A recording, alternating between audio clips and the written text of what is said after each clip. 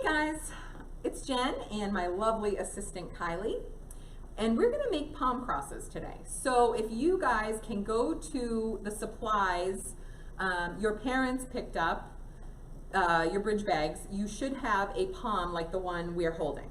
And so if you can grab those, we'll give you a second. And once you have your supplies, we'll try to go through this as slow as we can so that you can make a cross just like us. Okay. So if you are holding your palm, make sure that the narrow side is facing down.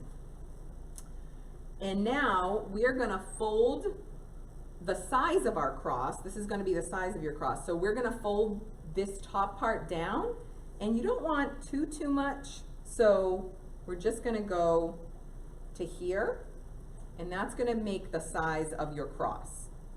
And now you're going to flip it over so that the long piece is in front, okay?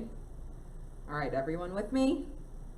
Now, if you bring up this long piece, we're going to make the top of our cross now, Kylie. So now we just want to leave a little space here for the top of our cross, and then we're folding at almost a 90-degree angle so that this long part is in front.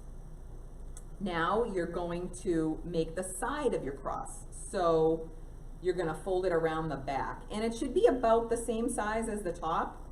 So I have that, doesn't have to be perfect. And this long piece comes out the back, okay?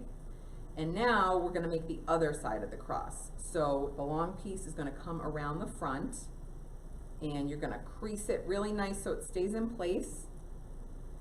And now this piece, this is where I always get tripped up, this piece folds at a 90-degree angle so that it is sticking up, okay? Does everybody see that? And I'm going to take this and I'm going to wrap it around the back and down diagonally, okay? And then I'm going to wrap it so that it's straight in front. All right, so we're just going to crease that so that it's nice and tight against the cross and that it's straight. And we're going to bring it back up around the back. So now if I turn my cross to you, I'm going to have this nice little crisscross in front. Okay, so you should be able to see that before you finish it. So if it doesn't look like this, if it's pretty close, you probably got it. So you have this little crisscross. And so if we're working from the back, I'm going to bring my last piece around and tuck it into this little, kind of like this little kangaroo pouch that I can pull it through the bottom, okay? And that's going to hold everything together without glue, without tape. So it might fall apart a little bit while you're doing it, but once you tuck that in, you can see that it's holding it in place, okay? So I don't have to keep holding it. And these palms have not been blessed, so I can just take my scissors and I can trim the bottom. You could keep folding it over, which is what we would tell you to do if you got your palm at Mass and it was blessed. You would just keep folding it through that little loop, right? So that it got tighter and tighter. But that is our palm cross. Kylie, do you need the scissors for yours? That looks great.